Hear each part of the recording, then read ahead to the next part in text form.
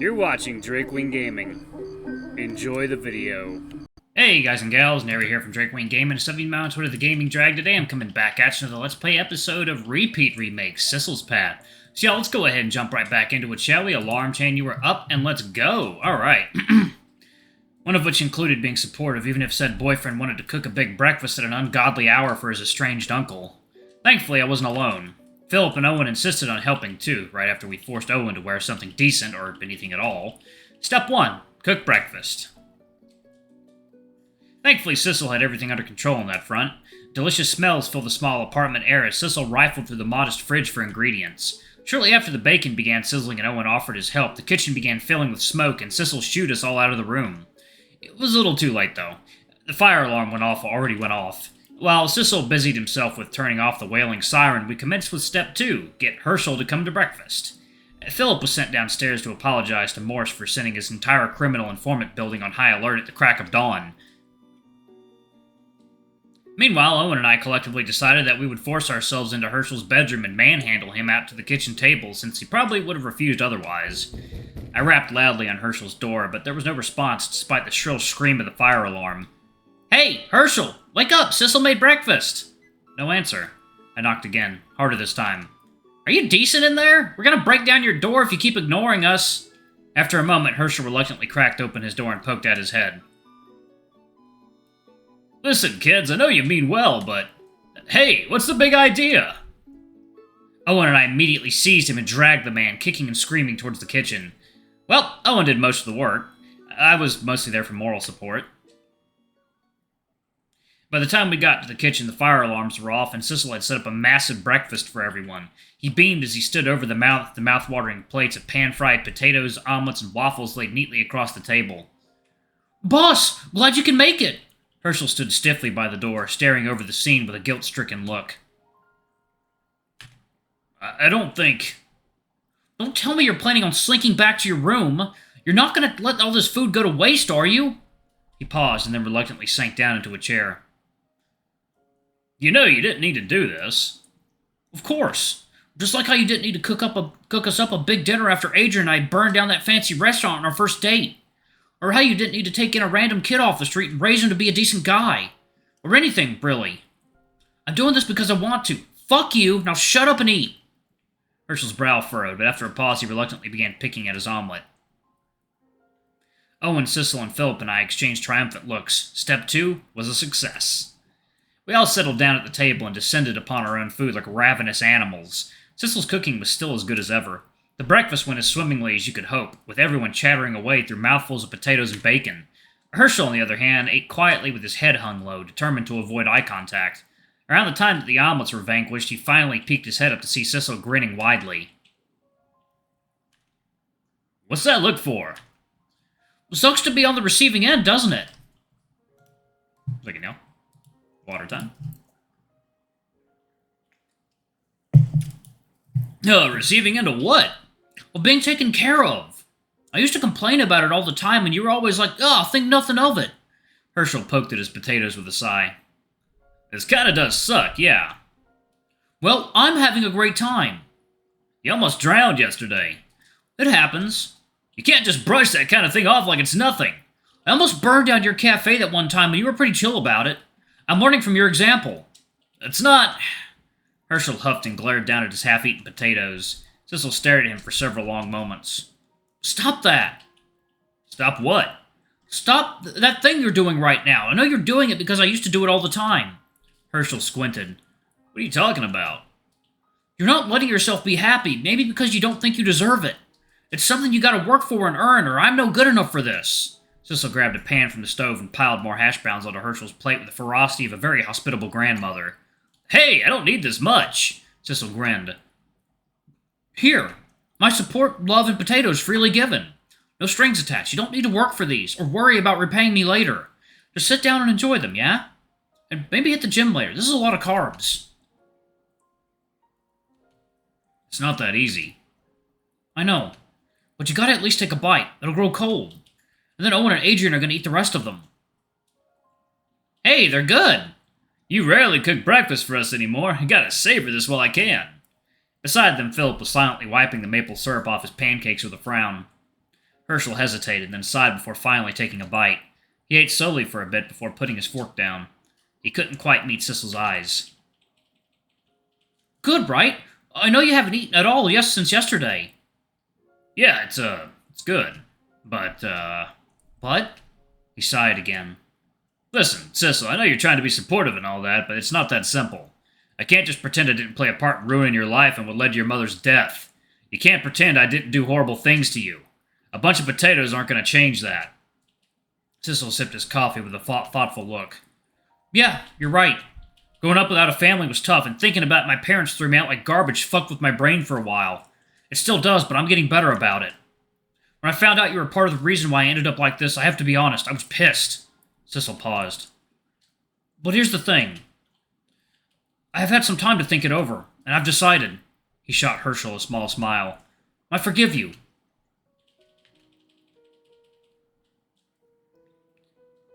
You can't just say that. It's not that simple. Sissel shrugged. I know, but I've been thinking about it a lot.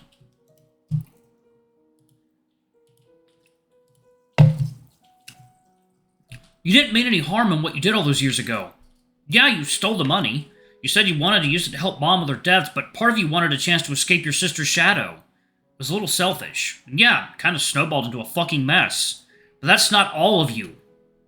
You were the man who helped me escape from the streets. You gave me a home and a direction to go in life. I wouldn't love the culinary arts as much as I do now if it weren't for you. I sure as hell wouldn't be competing in the Nationals without you. The people who killed my mother were those debt collectors, not you. The wry smile across his face widened as he leaned closer to look into Herschel's eyes. It's true I was really upset when I learned the truth about you, Herschel, but I don't want this to be the end of our relationship. I want my uncle in my life. I want to help you get out of this mess with those debt collectors. And in a few weeks, I want you to be there when I compete in the Nationals. It's one of the biggest moments in my life so far. It's only fair that you get to be there. And afterwards, who knows?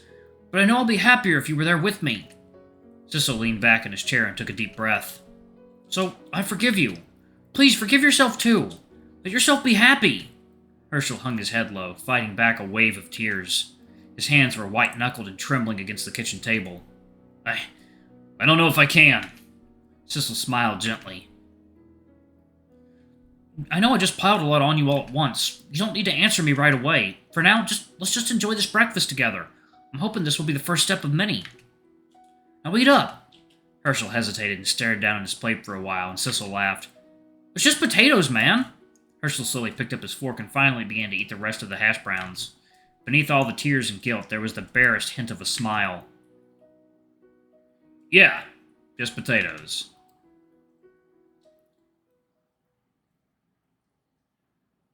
The rest of breakfast passed without too much excitement. Herschel quietly dismissed himself and went downstairs to talk to Morris, with Philip and Owen following in tow. That left only Sissel and I to do battle with the small mountain of dirty dishes left in their wake. And the dishwasher was broken. Fantastic. I sighed as I hauled another stack of plates to the sink, where Sissel was humming a little ditty as he busily scrubbed away. You'd figure those two would actually stay behind and help us clean up. I don't mind a bit of dishwashing duty. It's kind of relaxing. It gives me an excuse to clear out my thoughts, too. Do you think our little breakfast support session went well? I plucked an eaten potato wedge from a dirty dish and popped it into my mouth, which earned me a look of pure disgust. I think it went as well as we could have hoped, and your words definitely reached Herschel. You've really grown up a lot lately, haven't you? Sissel shrugged, smiling to himself. I'm just doing what you and Teach probably would have done. You know, the shotgun them with love and support approach you two seem to love so much. Alright, y'all. 1 second. Water time. Alright, guys and gals, and we are back. Okay. I used to be all mopey like that too, wasn't I? And Teach had to deal with me for so long. Sheesh. He grabbed the tower of dirty dishes from me and tossed them into the sink with a sharp splash. Thanks for sticking with me, Adrian. I mean it. I don't know, after getting together with you, everything feels a little lighter. Just doing my job as your emotional support boyfriend. Sissel laughed and elbowed me playfully. Guess I'll have to thank you thoroughly later. Oh, are you actively flirting? You really have grown up. He scowled. Apparently not enough. I'm gonna get you all spluttery and red-faced like I do one of these days. Anyway, you don't have to stick with me for dishwashing duty if you don't want to. Especially if you're gonna be eating dirty food off the plates. I yelped as he smacked my prying fingers away from some leftover bits of slightly soapy bacon. You know what? Could you do me a favor? Why don't you go downstairs and check on Boss for me?